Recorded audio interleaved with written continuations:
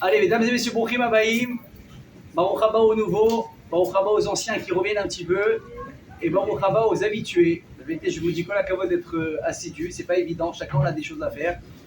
Donc, Bezrat Hashem, si tu veux que je le choue sur les Ishmael, rappelle-moi David. Donc, Claude, Jacqueline, Yehudit, Papi, Julie, Akohen, Noël, Chétien, Archot, Sautreik, Amen, Kenny Ratzol. Amen. Donc, si je veux que ce shiur, comme d'habitude, il aille à tous nos Chayalim, quelque chose bruit des aides. Vous voyez, on n'a pas encore terminé, on entend des avions passer, on entend des Hazakot, on entend encore faites attention, il y aura une riposte, pas une riposte. Alors bon, Hachem, on fait notre Ishtadlout, on prie pour nos Chayalim, et si Dieu veut que Jbouri va nous donner cette victoire, une victoire écrasante contre tous nos ennemis, qu'ils soient proches ou loin, qu'ils soient officiels ou officieux. Oui, madame. Ah oui, bien sûr. Je l'ai dit, mais je vais le redire, mes Hachem. Rappelez-moi son nom. Karine Mazal, Bat Mesouda, je crois. Ah, Margamara, quel Hachem. Mais il faut chez les mains. Si tu veux, madame Zéphine qui nous manque, si tu veux, je vais l'en voir. Il faut chez les mains. Amen. Vous avez la clim qui marche là-bas? Non, mais c'est arrêté maintenant. Elle s'est arrêtée. Allez, très bien. On va enfin pouvoir commencer. Bezrat Hashem. Alors, si Dieu veut, que Jbouri nous apporte à tous la protection et la tranquillité d'esprit. Amen. Et que si Dieu veut, je répète, même si ce cours, c'est pas un speed dating, mais tous les célibataires qui viennent ici, qui font l'effort de venir, que Jbouri Bezrat Hashem, ils envoient à tous, ils veulent leur zivouk, mais Shoresh Ishmatam, Amen, Kenny Ratzon. Alors, mes amis, ce soir, on va parler d'un thème très intéressant pour changer, hein, évidemment. Et je vous avais été, grâce à Dieu, chaque année, quand on réouvre les parachiotes de la Torah, j'arrive, et je pense que c'est un cadeau du ciel, à découvrir de nouveaux secrets que je ne connaissais pas l'année dernière. Parce que bon, c'est les mêmes psukim, c'est les mêmes acteurs, les mêmes personnages. Tu te dis, ah ouais, qu'est-ce que tu vas m'apprendre maintenant? Encore la Teva noire, encore la création du monde, les animaux, Adam Rishon, le serpent, le fruit. Oh, on a compris. Et vous voyez, non. Kavot, il nous dit, à fort bas, des coups là-bas. La Torah retourne là dans tous les sens, parce que tout est à l'intérieur. Les mathématiques, la physique, la science, l'astrologie, il y a tout. Vous ouvrez les bons livres, avec le bon regard, avec le bon rave, mais vous découvrez des choses extraordinaires. Donc, Bezrat Hashem, j'espère en tout cas ce soir aussi vous faire découvrir des nouveaux secrets. J'espère que je vais réussir encore une fois à relever ce défi. Parce que, Baruch Hashem, j'ai maintenant de plus en plus un public vraiment fidèle. Donc, je ne peux même pas répéter les mêmes choses. Hein? Je peux plus répéter les mêmes choses, c'est pas possible. Donc, Bezrat Hashem, j'espère qu'on va réussir. Alors, ce soir, on va parler si vous voulez, d'un thème assez intéressant, je pense. Ça va être le mal dans l'être humain. Vous savez que, évidemment, depuis qu'on a fauté, ça a été le cours de la semaine dernière, quand on a fauté, malheureusement, on a fait rentrer le mal à l'intérieur de nous. La question, elle est, est-ce qu'on est condamné à être mauvais ou pas? Non. Vous dites non, vous êtes très, comment on appelle ça? Ouais, positif, c'est très sympathique. Mais on va voir qu'il y a vraiment, vous allez voir qu'à travers l'histoire, on n'a pas été vraiment très sympa avec les êtres humains envers Akadosh Baruch Hu. Et je vais vous parler d'une histoire qui s'est passée à Stanford, l'université de Stanford aux États-Unis. Un professeur qui s'appelle Philippe, je ne veux pas écorcher son nom, même s'il est un peu dur à prononcer, Zimbardo. Je ne sais pas si vous connaissez. C'est un professeur qui enseigne à l'université de Stanford. C'était un chercheur en psychologie. Et un jour, il a essayé, écoutez bien ce que je dis, de faire un test sur les êtres humains. Il a construit donc, un étage spécial psychologie, d'accord? Et il a voulu voir ce que c'était le comportement humain quand on lui donnait le pouvoir de décision, de bien et de mal, de vie et de mort. Alors accrochez vos ceintures parce que l'histoire, elle est incroyable. Il va construire donc cette section un petit peu particulière et il va appeler 18 personnes, donc qui sont vraiment, comment on dit mitnadev en français, j'ai oublié, volontaires. Vous avez tous fait l'oulpan, c'est extraordinaire. Donc 18 volontaires qui vont venir pour participer donc à ce projet de recherche. Et on décide, écoutez bien, de diviser le groupe en deux. On va faire 9 et 9. Et là, on leur propose l'idée, on leur dit, écoutez, on va vous mettre, excusez-moi pour ceux qui ne me voient peut-être pas bien à cause du roll-up, si vous voulez changer de place, sinon, tout va bien. Ils ont mis un truc en place, ils ont dit, regarde, on va jouer le jeu pendant 2 semaines, de 9 prisonniers et 9 gardiens. Et il dit aux gardiens, vous avez le droit de décider absolument de tout, des règles, des punitions en cas de transgression, si vous obéissez pas aux règles, etc. Et on va faire le test de voir jusqu'où la cruauté de l'homme peut arriver. Maintenant, tu parles à 18 personnes, je répète, qui sont complètement sains d'esprit, il n'y a aucun problème à ce niveau-là, que ce soit les matons, les gardiens, ou que ce soit les prisonniers. Ok, on les habille, on leur met des habits un petit peu bizarres, un chapeau sur la tête, on leur met dans des pièces, et on leur donne les consignes à suivre. Premier jour, tout se passe bien. Deuxième jour, ça commence un petit peu à chauffer. Les prisonniers, ils ne sont pas d'accord avec les ordres que leur donnent les gardiens. Donc en signe de protestation, de rébellion, ils prennent déjà tous leurs chapeaux en plastique, ils les jettent par terre. Problème d'hygiène, problème de ci, problème de ça, problème de ce que vous voulez. On n'est pas très content. Qu'est-ce qu'ils font les gardiens pour imposer leur autorité dès le départ? Ils rentrent dans les cellules, ils aspergent tout le monde avec un produit qui gèle la peau pour leur donner un coup de câble, tac, direct. Ça calme certains, ça calme pas certains. Vous imaginez bien l'histoire, au fur et à mesure des jours, ça ne fait que se dégrader. Et ils se prennent pour des patrons, eux ils veulent plus, etc. Encore une fois, on joue le jeu des prisonniers et du gardien. Mais dans la tête de la personne, je suis en mode survie, moi je dois donner des ordres, ils ne me respectent pas, je dois me faire respecter. Au fur et à mesure, les choses se dégradent. Et les prisonniers, un jour, ils décident de quoi carrément? De bloquer l'entrée en cellule. Vous ne pourrez plus rentrer dans la cellule, on fait ce qu'on veut maintenant. Ça ne dit pas de problème. Vous voulez nous désobéir, vous voulez nous interdire l'accès? On vous interdit également la sortie. À partir de maintenant, les toilettes, il n'y en a plus. Débrouillez-vous dans la cellule. Tu imagines l'état de la prison au bout d'un jour ou deux. Ils ont pris un seau qu'ils avaient dans leur cellule, chacun faisait ce qu'il avait à faire là-bas, l'odeur devient nauséabonde, on ne peut plus. Et là, carrément, on monte encore d'un niveau. Si c'est comme ça, désobéissance générale, personne n'écoute aucune consigne. Évidemment, les gardiens vont réagir en fonction, en mesure. Ils prennent le chef de la rébellion, ils vont l'enfermer dans une armoire où on ne peut même pas bouger. Vous imaginez jusqu'où c'est le combat. Évidemment, ça a commencé à monter et à monter en puissance. À la fin, les chercheurs qui observaient toute la scène, ils sont obligés d'arrêter le test au bout de 6 jours seulement, alors que ça devait durer 14 jours. Et là, le professeur, donc on parle, il arrivait à la conclusion suivante. Il a dit, l'homme est un monstre. L'être humain est monstrueux. Il suffit, c'est-à-dire le sommeil, le mauvais, le mal sommeille en chacun d'entre nous. Et il suffit simplement, on m'entend au fond là-bas?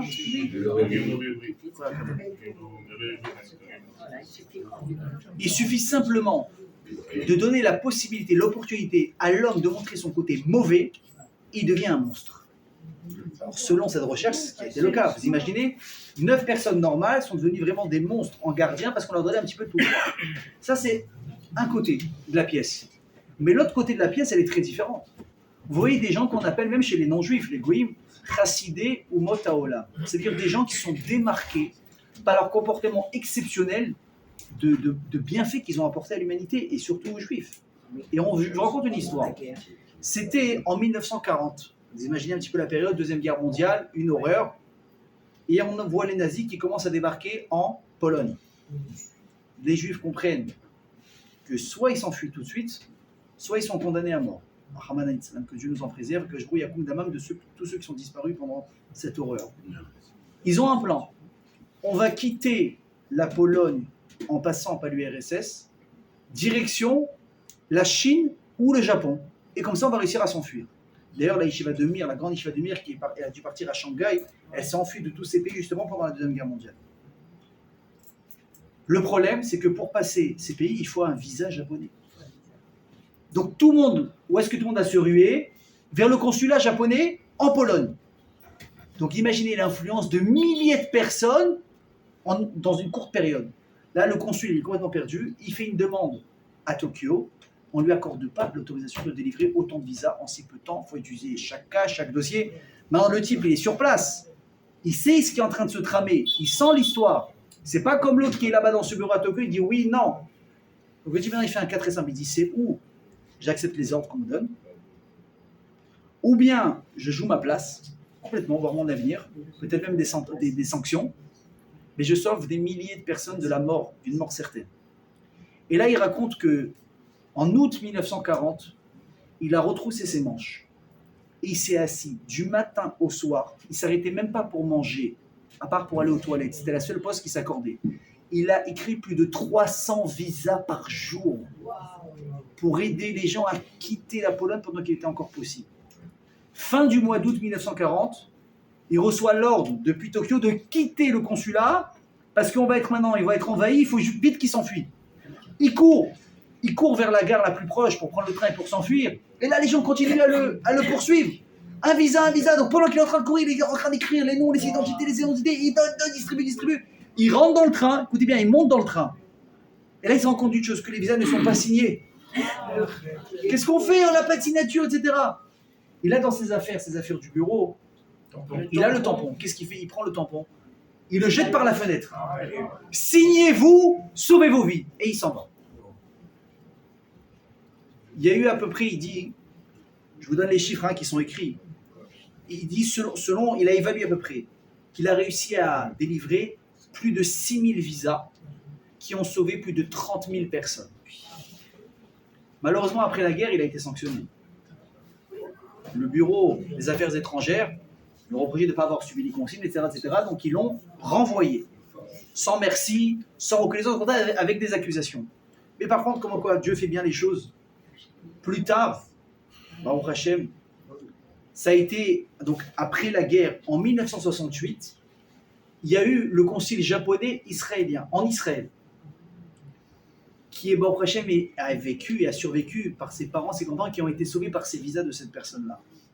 Ils l'ont appelé en Israël. Ils lui ont décerné la médaille de Chassid Umot Haolam à Yad Vashem. Donc vous voyez que d'un côté, on a un être humain qui va être super cruel, et on va avoir un être humain. Vous voyez, sans parler maintenant de juif ou pas juif, la race humaine, cruauté ou bonté, dureté ou miséricorde. Donc vous voyez qu'on a beau faire des statistiques à tort et à travers, on aura forcément à un moment donné quelque chose qui va être différent. Donc la question est, mes amis, où est-ce que Bémet, l'être humain, il se situe par rapport à ça? Est-ce qu'on est condamné à être mauvais ou pas? Je vais vous dire mieux que ça. Quand on regarde les textes, ça fait très peur. Parce que Akadosh Baruch Hu, le maître du monde lui-même, il vient dire une phrase terrible. Il dit Ki yetzer ha'adam ramine urav. Il dit que le penchant de l'être humain, il est d'être mauvais depuis sa jeunesse. C'est Hachem qui vient dire ça sur l'être humain. Donc moi, quand je vois ça, je m'arrête, je m'épose, j'arrête. Et je dis là, on a un souci, les amis. Pourquoi? Parce que si je suis condamné à être mauvais, à quoi sert qu'on me parle de avodat amidot, travaille tes mauvais côtés, travaille tes mauvais traits de caractère? Mais je suis mauvais, je suis voué à être mauvais. Et la preuve, c'est que même Dieu dans la Torah, il le dit. Premièrement. Et deuxièmement, ce qui va me faire encore plus mal peut-être, c'est le regard de Dieu négatif sur moi. C'est comme ça qu'Hachem il me regarde quand je me réveille le matin. Moi, je crois être quelqu'un de bien. Je me réveille, je pense à la journée d'hier, elle ne s'est pas trop mal passée. J'essaie de rendre service. J'essaie de faire le travail qu'on m'a demandé en temps et en heure. J'essaie de ne pas faire d'avérot. J'essaie de me concentrer sur les mitzvot. Aujourd'hui est une nouvelle journée, on va essayer de faire encore mieux qu'hier. Mais il y a quelque chose qui me dérange. C'est que Dieu me regarde et il me dit Ruben Attal, tu sais comment je te regarde? Tordu. Je ne sais pas si vous avez déjà eu l'occasion dans votre vie. On va écouter, on va développer. Ça fait que 5 minutes qu'on a commencé. Je ne sais pas, vous laissez rentrer comme ça à la maison, vous n'en faites pas. Mais pour approfondir la question, vous savez ce que ça veut dire? Vous avez déjà ressenti dans votre vie avoir le regard négatif de quelqu'un sur vous? Ouais. Ça vous est déjà arrivé? C'est une horreur. C'est une horreur. Pourquoi c'est une horreur? Parce que l'homme échané, ce que vous faites, sera toujours mal interprété. Ah, il a dit ça, parce que ça. Ah, il a fait comme ça, parce qu'il a tel intérêt. Ah, il a dit comme ça, c'est sûr qu'il attend qu'il change en retour. Quelqu'un qui a une mauvaise image de vous, vous êtes foutu. Quoi que vous fassiez, quoi que vous disiez, vous serez condamné. El Malasot, il n'y a rien à faire. Mais au contraire, une personne qui pense du bien de vous, vous pouvez jusqu'à demain vous gourer, il va toujours trouver un kafzechout. Un bon coup de corriger. Mais non, t'as pas compris. Il t'a pas compris, tu t'es pas compris, mais non, tu sais comment elle est un petit peu comme ça, nerveuse, un petit peu impulsive, un peu ci, un peu ça. Et là, tu vois, tu dis, attends, c'est pas possible. Là, il y a vraiment deux écoles. Moi, tu me tailles, et l'autre, tu la sauves. Moi, ici, tu fais comme ci, là, tu t'appelles comme ça, là, tu t'appelles comme ça. Donc, c'est le regard qui va faire que. Et malheureusement, on nous dit, Hachem, il nous aime. Hachem, il est miséricorde. Levez les yeux au ciel, priez. Et pourtant, qu'est-ce qui est marqué dans la Torah? Hachem, il dit, Adam Ramine Oura. Et ça, c'est les mots d'Akadosh Baruch Hu. Alors j'avoue, Dieu, la vérité, je me fais pas d'idée dans ma tête, je suis condamné à être mauvais. Alors je vais me laisser aller, et advienne que pourra. N'est-ce pas, il y a quelque chose qui vous dérange dans cette approche. Non. Et pourtant, au premier abord, c'est ça qui sort de la Torah, malheureusement. Alors mon travail, ça va être de vous convaincre du contraire. Bezrat Hashem. Il y a eu quelque chose qui s'est passé, mes amis. Quand est-ce que Akadosh Baruch Hu, il a dit cette phrase Rami ou Rav? C'est quand on est après le Maboul. Donc Hachem a amené un déluge pour malheureusement nettoyer le monde de ses péchés. Et là, on assiste à un épisode un petit peu intéressant. C'est que Noach, il sort, et quand il voit l'horreur de ce qui s'est passé, il a une idée un petit peu extraordinaire. Qu'est-ce qu'il fait? Il va construire un misbéar, et il va apporter un korban à Hachem. Et Akadosh Baruch Hu, quand il sent ce qu'on appelle Reach Nichoar, cette odeur agréable, il dit, mais en fait, à Adam Ramine Urav. Vous savez ce que ça veut dire? À partir de Adam Arishon, il y a eu 3 choses négatives qui sont rentrées dans l'homme. Elles sont malheureusement les 3 pires choses qui peuvent arriver à l'homme. Ta'ava, Kin'a, Kavod. Traduction, c'est quoi la Ta'ava? Non. Bravo. C'est quoi? Les envies d'une passion, les impulsions d'une passion qu'on n'arrive pas à combattre. Ta'ava. Oui. C'est quoi la Kin'a? La jalousie. Vous comprenez, la jalousie, elle peut être destructrice. Hein. Et la dernière chose, c'est quoi le Kavod? C'est quoi le Kavod? Une personne qui recherche le Kavod, il faut faire très attention à lui parce qu'il est prêt à tout pour arriver à ses fins. La Torah dit, tu sais où est-ce qu'on voit que l'homme, Bémet, à chaque fois, il a flanché dans ces 3 choses-là? Et c'est très simple. La Ta'ava, c'est quand Adam Arishon lui-même, il n'a pas réussi à se retenir de goûter ce fruit dont on lui a interdit de goûter. Il a eu envie, on lui a dit non, il n'a pas tenu. Bim, c'est rentré dans l'homme. Deuxième étape, c'est quoi? La jalousie. Qu'est-ce qui s'est passé dans la jalousie? Où est-ce qu'on a vu un Bravo, les 2 premiers frères de l'histoire, Caïn et Evel. Un, il a vu que son frère a amené un korban qui a été accepté, l'autre non. Il a jalousé son frère et qu'est-ce qu'il a fait? Il a tué. Imaginez, ça n'a pas traîné, hein? Ça n'a pas traîné. Il y a pas, on sent direct. Il est venu, il a appelé, il a tué. Ça a été la kina. Et enfin, le kavod, c'est quoi? Ça a été à l'époque de Dor Apalaga, la tour de Babel, où ils ont voulu se faire un nom. Avan Ivne Nalouir. C'est-à-dire, on se fait une ville, on se fait un nom, et on va imposer notre manière de réfléchir, notre manière de voir la vie. Et ils ont voulu quelque part contrer Dieu. Kina, Ta'ava, Kavod. D'accord? Le Ramban, il dit que suite au Korban de Noach, Nachmanide, Akadosh Baruch Hu, il a pris une décision extraordinaire. Il a dit, qu'est-ce que j'ai fait maintenant à travers le Maboul? C'est que j'ai envoyé une punition collective à tout le monde en même temps. Ça, je ne ferai plus. Pourquoi? Parce que Adam Ramine Urav, du fait que l'homme est mauvais, je suis obligé de prendre ça en compte avant de punir. Chacun est mauvais, donc quelque part, je dois regarder le cas de chacun séparément. Je ne peux pas faire une punition collective, parce qu'il y a quelque chose ici, comment on appelle ça? Des raisons à prendre en compte. Non, évidemment, la question elle va être, mes amis, il y a quelque chose ici qui n'est pas clair. C'est que si je suis condamné à être mauvais, pourquoi vous travaillez? Imaginez l'absurdité de la chose. Demain, il y a quelqu'un ici qui veut acheter une voiture, qui a acheté une voiture récemment ou pas? Je ne vais pas vous taxer, hein, vous en faites pas, je ne suis pas Massach Nassar. Imaginez demain, vous voulez acheter une voiture. Et vous vous renseignez, attends, je suis au Lechadash, donc j'ai le droit à une remise. Ou bien si, ou bien ça, ou bien il y en a qui en sont encore touristes, c'est possible ici que la moitié elle est encore touriste. Donc vous avez droit à des remises. Ok, ça c'est fait. Donc tu te renseignes sur le modèle de la voiture. Tu vas voir le concessionnaire, je ne sais pas moi, Toyota, je ne fais pas de pub en direct. Mais je dis ça comme ça. Toyota, il paraît que c'est des bonnes voitures. Tu vas voir Toyota, tu te renseignes. Cette voiture, combien elle vaut? C'est quoi les trucs, les ci, les ça? Et là où tu t'intéresses à la voiture, qu'est-ce qu'il dit le concessionnaire? Non mais n'achète pas cette voiture parce que c'est un modèle le plus bidon qu'on a jamais créé chez Toyota. Je dis, t'es stressé de l'honnêteté du vendeur. C'est pas possible, il y a Anguille sous roche, il y a un mec qui a fait une contre-offre, elle est réservée, tu veux me pousser à acheter un modèle plus cher, un modèle je sais pas. Et bien non monsieur, je suis très sérieux. Ce modèle, on déconseille à tous nos clients de l'acheter. Donc alors, un mec normal, qu'est-ce qu'il fait? Merci monsieur, et on se reverra pas. Et il s'en va. Et lui, imaginez le gars, qu'est-ce qu'il fait? Je ne bougerai pas d'ici tant que je ne partirai pas avec ce modèle de voiture. Monsieur, c'est pas possible, c'est une caméra cachée. C'est une caméra cachée, c'est pas possible. On vous dit que c'est pas bien, et toi tu veux t'entêter à le faire. Et qu'est-ce qu'il dit à Akadosh Baruch Hu? Vous êtes mauvais. Débrouillez-vous avec ça. Comment l'homme il va se regarder lui-même le matin dans une glace? Il va dire, même de moi, je suis écœuré. Donc comment est-ce qu'on va pouvoir avancer à ça? Mais c'est quoi le problème? C'est que je il dit maintenant Ramin et Rav. Mais qu'est-ce qu'il a dit Hachem quand il a créé l'homme à la fin de la création du monde? Qu'est-ce qu'il a dit?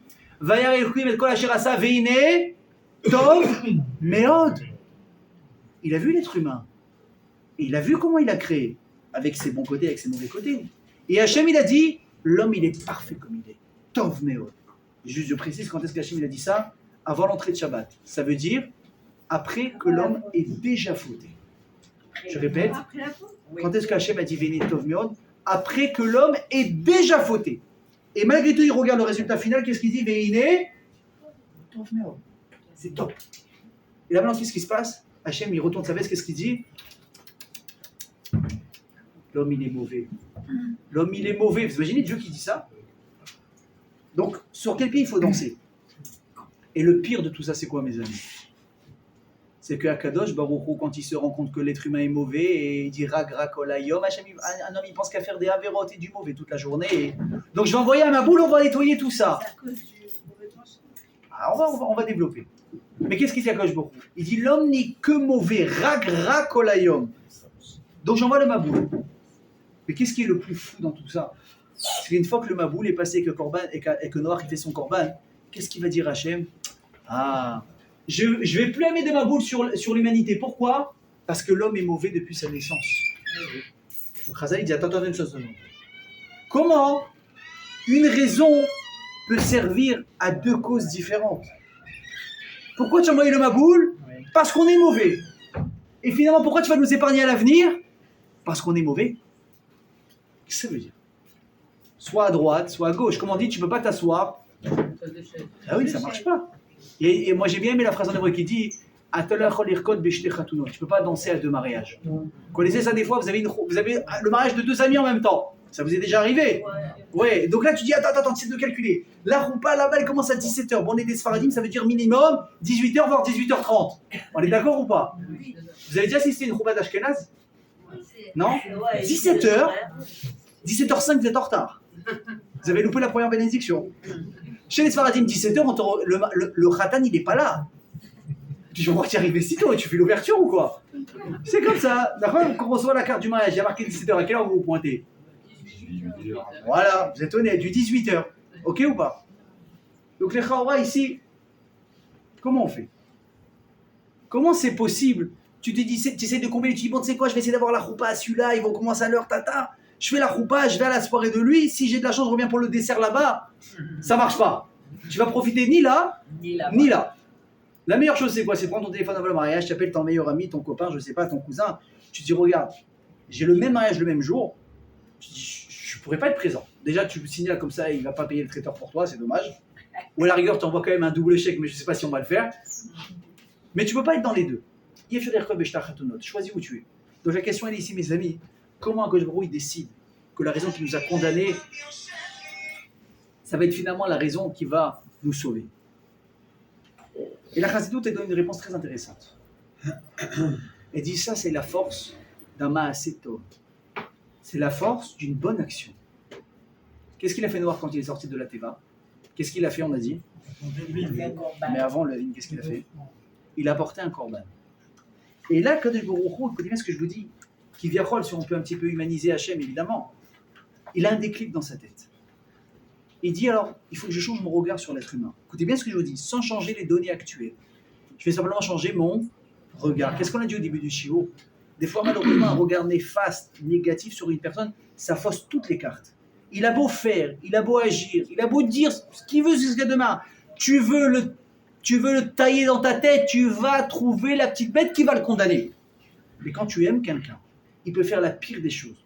Tu vas toujours essayer de déterrer, je ne sais pas d'où, une raison qui va faire que. On est d'accord? Il a fait. Akadosh Baruch Hu, il dit, mais il faut que je comprenne différemment en fait ce qui s'est passé ici. C'est quoi? C'est que des fois, on peut avoir une raison dans la tête. Écoutez bien ce que je vous dis. Une idée humaine, elle peut être amenée ou vers le bien ou vers le mal. Vous savez, c'est quoi qui va définir finalement où est-ce que je vais la guider? Ça va être, écoutez bien ce que je vous dis, la pensée sentimentale que je vais avoir sur la personne avant de décider comment je vais la juger. Et je vais vous donner un exemple avec une très belle histoire pour imaginer ce qu'on est en train de dire maintenant. Vous vous souvenez du mot Corona? Ça vous dit quelque chose encore ou pas? C'est une bière. Hein? C'est une bière. C'est une bière, ouais. C'est une bière. D'ailleurs, vous savez que pendant l'épidémie, et cette bière, elle s'est effondrée en action. Bah oui, on est devenu un peu paranoïaque. Bon, en tout cas, je ne suis pas médecin, je ne suis pas chercheur, sachez que le virus, il est encore là. Moi, j'ai attrapé du médicament le mois dernier, j'ai été KO pendant 3 semaines, ce que je comprenais, c'était le corona. On ne meurt plus, au Hachem, il y a eu beaucoup de dégâts qui sont faits. Donc, essayez de vous rappeler comment c'était à l'époque. Donc, il y a quoi? Il y a 2-3 ans à peu près. Vous vous souvenez quand les premières règles sont sorties? Attention, on va commencer maintenant à limiter les regroupements, les mariages, les trucs, etc. Ce qui a été extraordinaire, je vous dis la vérité, c'est peut-être une des plus belles choses qui est sortie de ce corona, c'est que les mariages, combien de temps à l'avance on les organise d'habitude? 6 mois, allez, on va dire pour ceux qui ne veulent pas traîner, 3 mois, pour ceux qui prennent le temps, j'adore. Ils te voient une photo, ils demandent un mariage. Mazal-tov, Jonathan, Mathias, Raphaël, ce que tu veux. C'est quand le mariage? Tu es au mois de juin, il te dit août. Ah, c'est rapide. Non, l'année prochaine. Ah, tu fais le compte, tu te dis, qu'est-ce que tu fais pendant 14 mois? Qu'est-ce que tu fais? Il me dit, ah, tu comprends, c'est pas évident, il faut se préparer, il faut chercher la salle, le photographe, la coiffeuse, la maquilleuse, le costume. 14 mois pour une salle de mariage. Baba, viens avec moi, ce soir, tu as la salle. 14 mois. Et là, qu'est-ce qui s'est passé? On voulait fixer un mariage, vous vous souvenez comment ça marchait? On ne savait pas le jour même si la roupa allait avoir lieu à l'endroit indiqué ou pas. Exactement. Pire, il n'y avait pas d'endroit. Vous vous souvenez? Il y a un mariage aujourd'hui, c'est où? On ne sait pas. Et pendant une période, tout le monde a trouvé ça normal. Oui ou non? On organisait un mariage en 1 semaine, en 2 semaines, et tout qui se mettait en place. Au lieu de passer au mariage extraordinaire à 500 personnes, 400 personnes, 30 personnes, 40 personnes. Mais c'est incroyable. Et là, tu te rends compte, tu dis, mais dans combien de folklore on baigne toute l'année? Dans combien d'exagérations on s'est habitué, on trouve ça normal, et tatata, et tatata, et tatata. Au moins, il y a eu ça de positif. Donc, on a maintenant l'histoire que je vais vous raconter, elle est vraie. Hein. On a un khatan et une kala. Bon, Hachem, ils sont tous amoureux, ils ont fait un château extraordinaire. Ils veulent se marier, Mazal Tov. Si tu veux, soit le tour de tous les célibataires. Amen, Kenny Ratzon.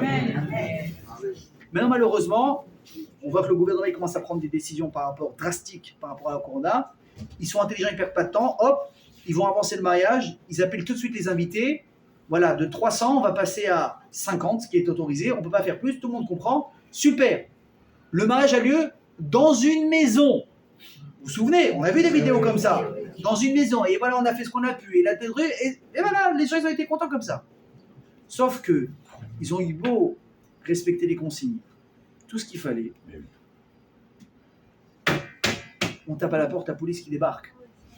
Descendez tout de suite, on veut parler avec les mariés. C'est qui les mariés? Bon là, tu veux pas te cacher. Moi j'ai aimé, des fois j'ai assisté à des mariages de Corona, il y a eu les filles qui sont venues. Qui sont les parents des mariés? Il n'y a plus personne. J'ai vu le père de Khatan, il était comme ça. Il est parti au buffet, il mangeait. Il dit, moi je suis personne. Dès tu me cherches, bon, qui vont attraper? Le Khatan et la Kala. Ils ont attrapé en bas, ils commencent à les déchirer. Le Khatan il lui dit, écoute, il y a erreur. Monte, tout est fait dans les règles de l'art. Le nombre de personnes, les distances, les masques, tout est bien. Maintenant, le problème, c'est qu'on était complètement dans la folie au début. On avait peur. Qu'est-ce qui se passait? Qu'est-ce qui se passait pas? Même la police, ça y peut en été. Vous vous souvenez ou pas? 50 mètres, 100 mètres, 200 mètres, le mec qui presque était avec 1 mètre, où tu es, où tu habites, c'était de la folie. On était dans la peur, on était perdus. Les flics, ils font aucune différence de ce qui se passe. Non, truc, machin. Non seulement ils mettent une amende, ils bousillent le mariage. Au bout peut-être de 1 heure, 1 heure et demie de discussion, on arrive à leur faire entendre raison. Il les laisse partir. Mais le problème, c'est que le Khatan et Kala, il remonte à la maison.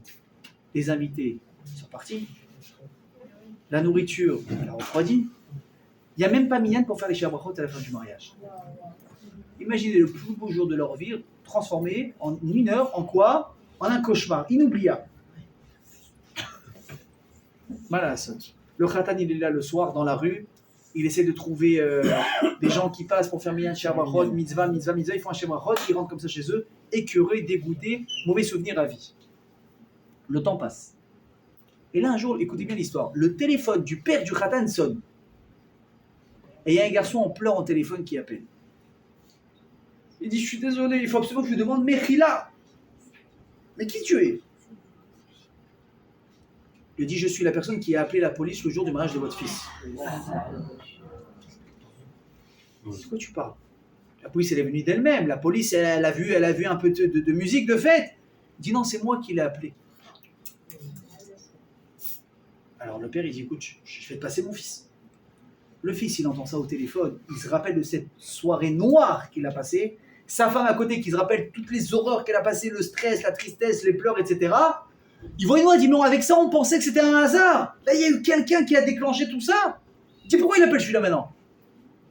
Il dit, écoutez, je suis un jeune garçon et je suis en âge de me marier. Avant cet épisode, mon téléphone, il sonnait 3 à 4 fois. Une proposition de mariage, et celle-là, et celle-là, et celle-là, et celle-là. Depuis cet incident, plus personne ne m'appelle. Je n'arrive pas à me marier. Je suis venu donc demander Mechila. Il a fait, donc il s'est réveillé.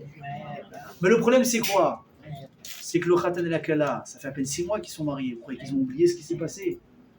Et là, c'est Erev Shabbat, le coup de fil. Et là, le Khatan, il a beau essayer, et il dit, je n'arrive pas à pardonner. Je n'arrive pas, tu m'as gâché le plus beau jour de ma vie. Les gens sont partis, on a pleuré avec ma femme le soir de nos noces. Comment on peut te pardonner? Il dit, pourquoi tu n'as pas vérifié? Il a dit, je n'ai pas vérifié, j'ai entendu un mariage, j'ai appelé les polices. Mais pourquoi tu as fait ça gratuitement? Je ne peux pas te pardonner, il raccroche. C'est pas d'Hachem. Le type, il va à la synagogue, ce khatan, il va à la synagogue, c'est vendredi. Il arrive à la synagogue, il est retourné, il est énervé, il est triste, tout est remonté dans sa tête maintenant. Tout est remonté maintenant. Et là, il arrive, il fait la tefila de Shabbat, et il chante une chanson Karibon, je ne sais pas si vous connaissez une chanson ashkénaze. Là-bas, il y a marqué que Akadosh Baruch Hu, il est Rahman. Akadosh Baruch Hu, il est miséricordieux sur l'homme. Et il dit, attends une seconde. Hachem, il a la miséricorde malgré toute la vérote qu'on fait tous les jours envers lui à répétition. Moi, je ne vais pas être capable de pardonner une personne qui a fait une erreur dans sa vie. Il a une bonne réflexion. C'est Shabbat. Vous savez, Shabbat, Baruch Hashem, c'est spécial, ça aide. Il dit à sa femme, il faut qu'on se force. On ne peut pas faire ça comme ça. Il réfléchit pendant Shabbat, samedi sur la prédiction, il appelle le garçon, Machul lecha, Machul lecha, Machul lecha. On te pardonne. L'histoire n'est pas terminée. L'histoire n'est pas terminée. La femme, cette cas-là, 2 jours après, elle prend la voiture. Elle avait des courses à faire. L'autre, il est en train d'étudier et il travaille. 5 appels manqués. Sa femme. Qu'est-ce qui se passe? J'ai fait un accident de voiture, viens vite. Il court, il truc, il machin, il vient sur la place de l'accident. Pour Hachem, il voit sa femme intacte. Et là, il y a le policier, l'enquêteur qui était là pour l'accident. Qu'est-ce qu'il leur dit?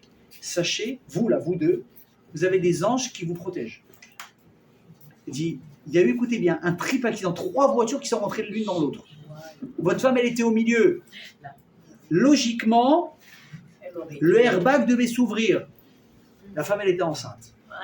Le airbag, il sortait, le bébé, il était mort. Il dit, par miracle, le airbag, il ne s'est pas ouvert, et votre femme, elle est sortie intacte de la voiture. Et là, eux, ils sont en train de trembler, ils se rendent compte, c'est quoi qui les a sauvés? Le fait qu'ils aient pardonné l'autre. Donc, vous voyez quoi de cette histoire? Que une pensée, comme on l'a dit, humaine, elle peut être à droite ou à gauche, je pardonne pas, bien, mal, négatif, positif, mais finalement, c'est quoi qui va prendre le dessus? Ça va être le ressenti, comme on l'a dit, sentimental de la chose. Comment est-ce que je vais traduire ce que je suis en train de vivre maintenant? Je pardonne ou pas? Je suis prêt à passer l'éponge ou pas? Et c'est ce qui se passait quelque part avec Akadosh Baruch Hu. Il voit que Noach, malgré les avérotes, malgré tout ce que vous voulez, il est en train de dire, mais tu vois que finalement, il est bon. Imaginez un père qui s'énerve sur un enfant parce qu'il a fait une bêtise, même des fois une grosse bêtise. Mais il est petit, il a 6 ans, il a 5 ans. Il est énervé, il veut lui faire la morale.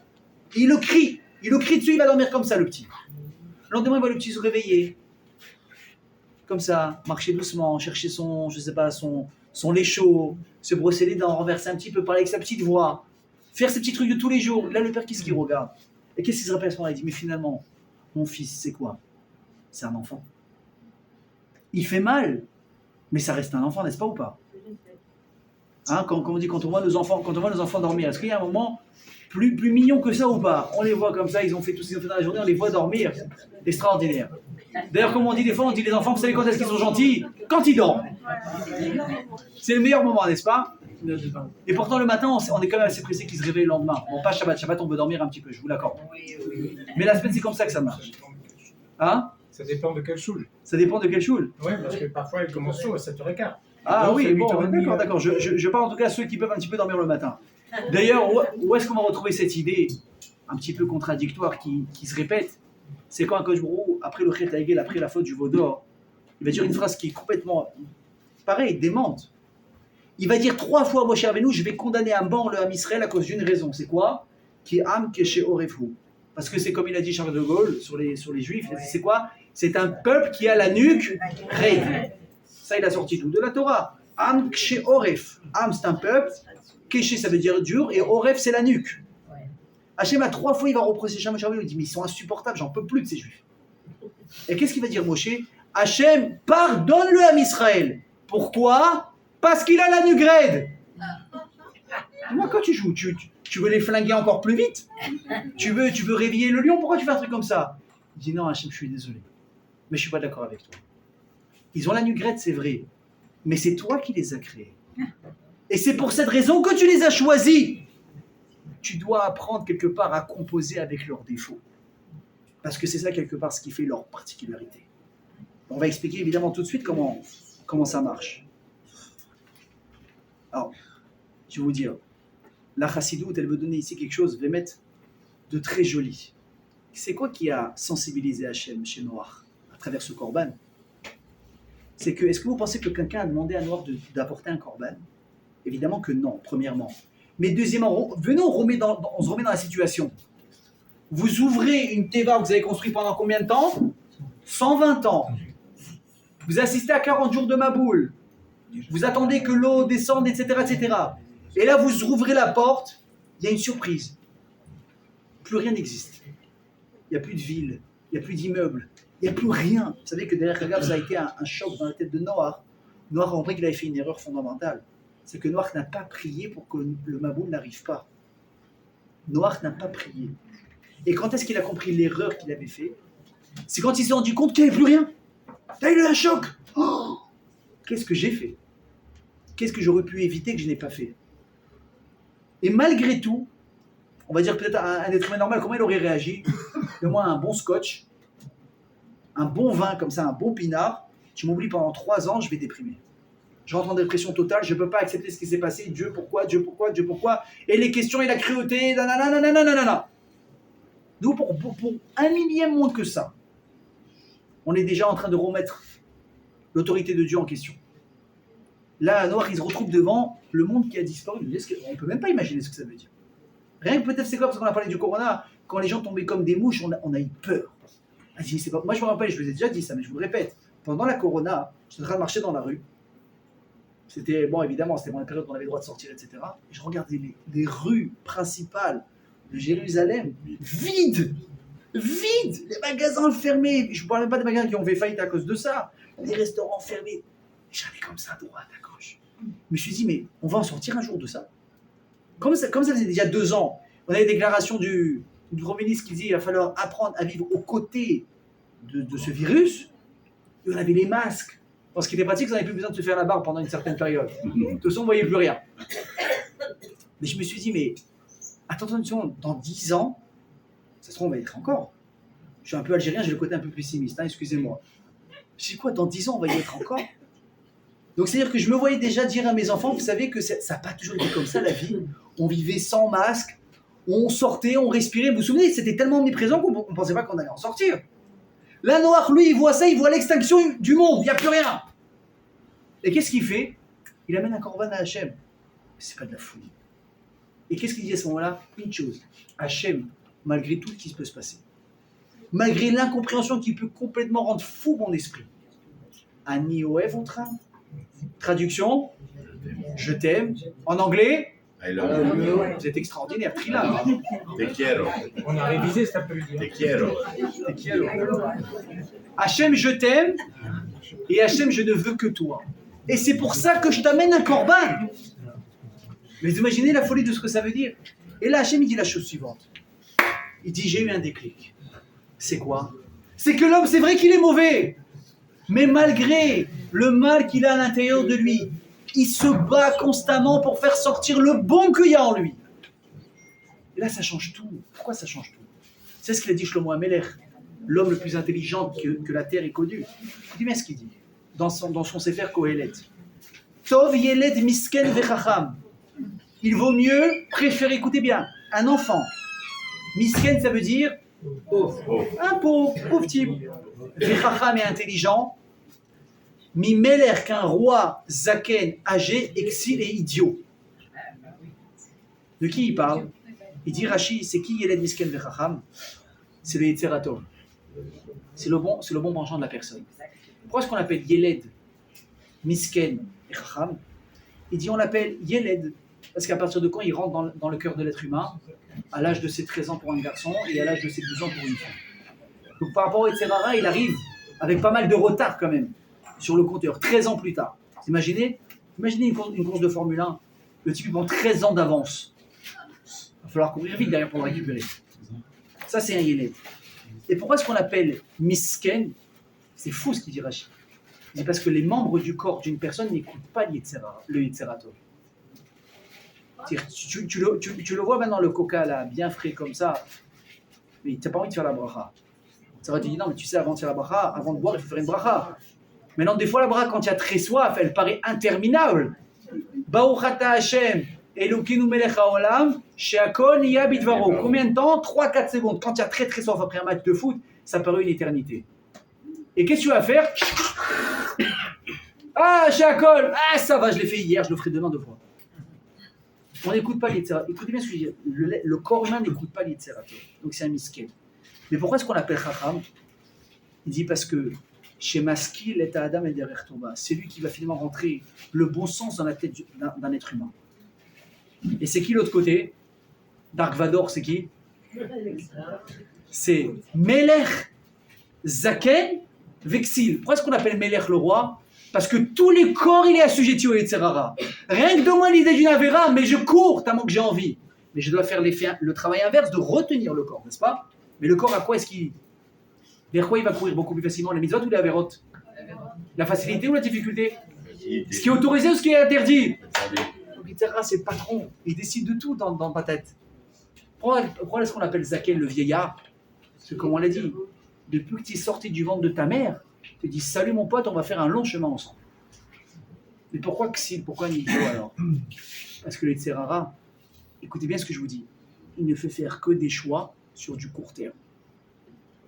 La Gemara va dire que si un jour tu rencontres une personne, tu as un doute, tu as un choix à faire dans ta vie, une décision à prendre, je fais pas, et tu rencontres un sage et un enfant, le sage il te dit ne fais pas, en d'autres termes, détruis certaines choses. L'enfant il te dit pas du tout, fonce, vas-y, fais, construis. Qu'est-ce qu'il faut écouter? Évidemment, vous allez me dire tous le Zaken, le sage, mais pourquoi? Qu'est-ce que dit la Gemara? Stirat hazekenim ibniya amitit. La destruction d'un sage, c'est une réelle construction. Mais la construction d'un enfant, sofo leicharev, ça va donner juste une destruction. Le Yetzer Hara, qu'est-ce qu'il te dit? Viens, on kiffe maintenant, tout de suite. On est dans l'immédiat, dans le kiff maintenant. Qu'est-ce qui va arriver après? Il t'éteint. Vous savez ce qu'il fait le Yetzer Hara? Ça vous est déjà arrivé de conduire une voiture qui s'arrête au milieu de la route ou pas? Hein? Bon, ça en général, c'est les Avreichim qui ont des voitures comme ça. Mais des fois, ça arrive, moi, ça m'est déjà arrivé, je suis en trottinette, je suis en train de rouler. Je sais que la batterie, elle est un peu juste. Je force, le fusible, il pète à ce moment-là. Ok, je m'y attendais. Hein. Je savais exactement où ça allait se passer, mais j'ai pris quand même le risque. Qu'est-ce qui se passe? Tout le courant, il a disparu. La trottinette, elle s'éteint. Boum! Il n'y a plus rien qui répond. Une personne qui veut faire une Avera, qu'est-ce qu'il fait le Yetzer Hara pour l'aider? Il éteint son esprit. Ne réfléchis pas à demain. Ne réfléchis pas aux conséquences de tes actes. Pourquoi? Parce que si tu réfléchis, très bien, tu ne vas pas le faire. Arrête de réfléchir, fonce. Dvar Katsa. C'est le court terme. D'ailleurs, regardez, en général, une personne qui fait une Avera, elle est pressée de la faire. Viens vite. Vite, elle est dans la vitesse, elle n'est jamais dans la réflexion. Une personne ne réfléchit pas à l'Avera. La preuve, c'est quoi? Vous pensez vraiment quand une personne s'apprête à manger pas cachère, elle fait attends une seconde, les amis. Non.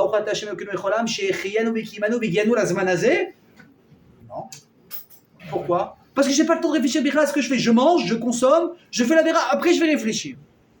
Mais c'est ce qui nous sauve d'un autre côté.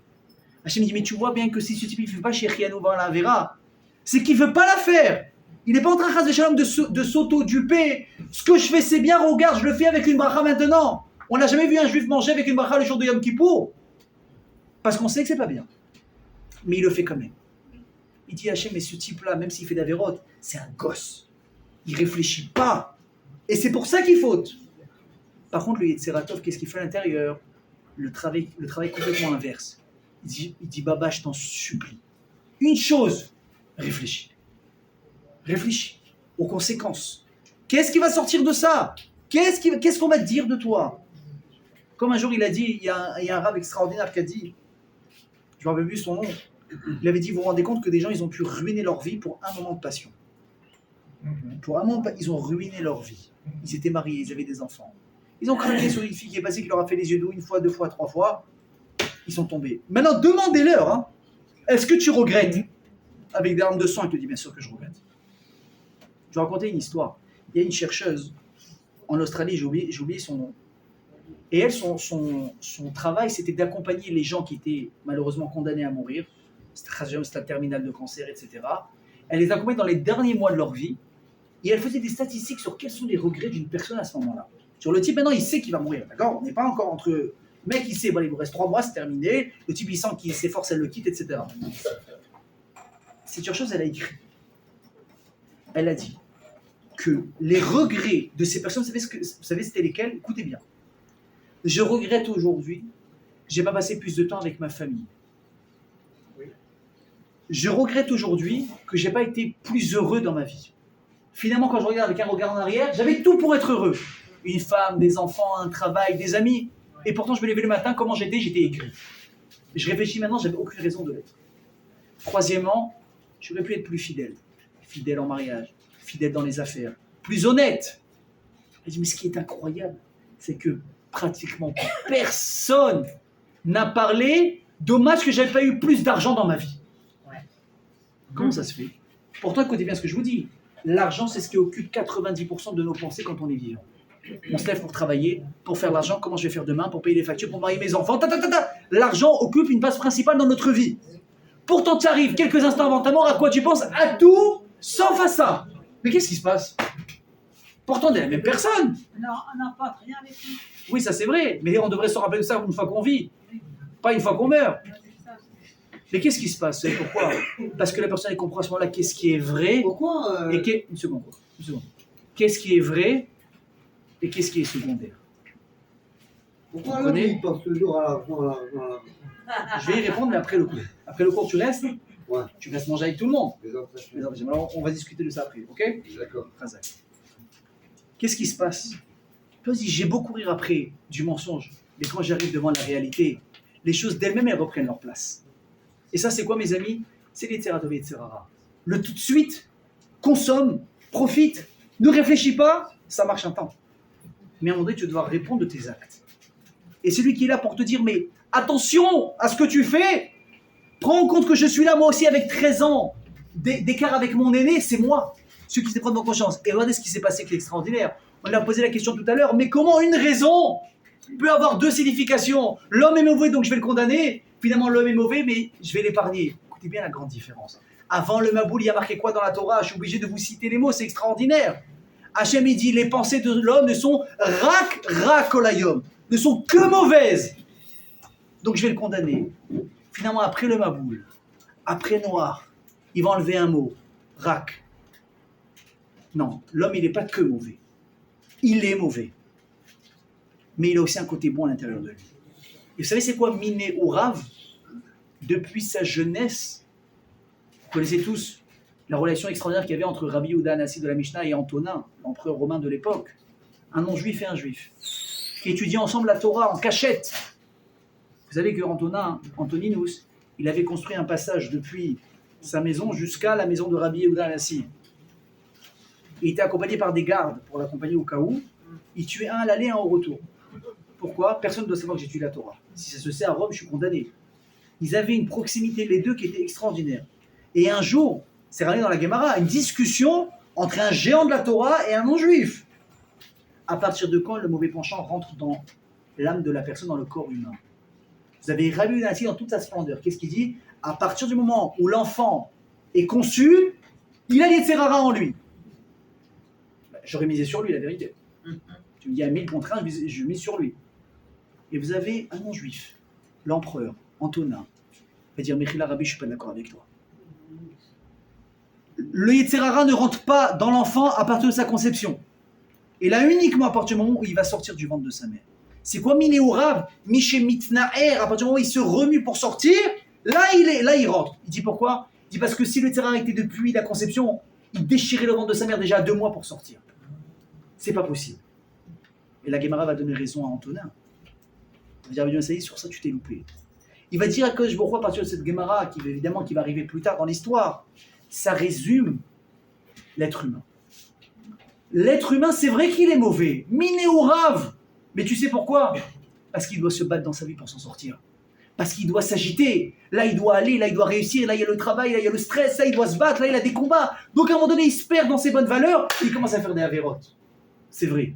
Mais qu'est-ce que je n'oublie pas? C'est que malgré depuis cette jeunesse où le terrain il rentre en lui, qu'est-ce qu'il fait? Il s'efforce de faire des maasim tovim.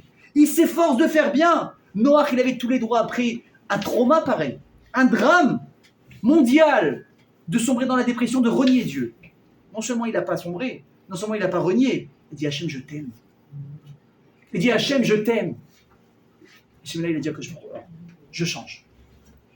Vous savez pourquoi? Parce que quelque part, si encore une fois, on peut essayer d'imaginer Hachem comme un être humain, il y a eu ce sentiment de bonté envers l'être humain. Vous savez ce qui s'est passé avant le Maboul? Il y avait comme un écart, une distance entre les Juifs, les Béné Israël, l'humanité et Akadosh Baruch Hu. Quand Noach il a fait ce korban, qu'est-ce qu'il a fait? Il a créé une proximité. Il dit Hachem, je t'aime. Alors moi je vous pose la question. Demain vous grondez votre enfant parce qu'il a fait une bêtise. Au bout d'une demi-heure qu'il a pleuré dans sa chambre, il vient devant vous. Il vous dit 2 choses. Papa, maman, pardon. Alors, imaginez avec une voix de 5 ans. Hein. Pardon. Avec les petits yeux comme ça. Et il va te dire en plus de ça, la phrase la plus terrible. Papa, maman, je t'aime. Vous allez tenir? Ça craquera toujours. C'est ce que Noach a dit à Hachem. Hachem, je t'aime. Je il a dit, si c'est comme ça, alors vous n'êtes pas que mauvais. J'ai oublié qu'il y a rôle quelque part, que malgré l'animosité de vos âmes, vous avez du bon, et que vous essayez à tout prix de faire surpasser le bien par rapport au mal. Elle dit ça vaut toute ma patience jusqu'à la fin du monde. Et ça qui nous a aidés. Alors mes amis, ce que je peux nous souhaiter, Bezrat Hashem, c'est que, évidemment que des avérotes, malheureusement, on a du mal à ne pas en faire. J'encourage pas évidemment ce mouvement. On est tous dans le même bateau. Ou peut-être aujourd'hui on dira dans la même teva. Dans cette même arche. Mais il y a une chose qu'il faut se rappeler. Et prendre l'exemple de ce qui s'est passé avant. C'est-à-dire que je me roule, c'est vrai on faute. C'est vrai on faute. On n'est pas dans la négation. On n'est pas en train de nier ce qui est en train de se passer. Mais Hachem, tu sais qu'au fond de nous, qu'est-ce qui se passe? On veut bien faire. Et on sait que ta place, elle est là. Hachem, tu es un. Hachem, je t'aime. Hachem, qu'est-ce qu'il dira en retour? C'est comme ça. Je suis prêt à être patient. Il y a raison qu'on soit capable de prendre cette patience à bon escient, de l'utiliser à bon escient. De montrer à Hachem que la patience qu'il a pour nous, c'est pas une patience qui est dans l'air. On a le droit de faire des erreurs, mes amis. Chez Vaipol Tzadik Vekam, le Télim dit David Ameler, un Tzadik, qu'est-ce qu'il fait? Il tombe. Mais qu'est-ce qu'il dit une fois qu'il s'est tombé? Vous savez, il a dit un jour à Boukhana à Marseille, le lendemain à Marseille, il a dit tomber, c'est humain. Mais rester par terre, c'est maladif. On a le droit de tomber. On est humain. Mais qu'est-ce qu'il faut faire à la fin? Se relever et faire en sorte de ne pas recommencer. Vous savez comment on fait ça? Pour terminer, vous savez comment on fait ça? Il faut toujours sortir avec quand même un travail pratique à ramener à la maison. Réfléchissez à une chose. Court terme, long terme. Qu'est-ce que je gagne maintenant tout de suite? C'est vrai. Sur le long terme, je gagne ou je perds. Si vous gardez cette idée en tête, je vous garantis, ça peut changer de votre vie. Amen, Kenny Ratson. Chazak à tous.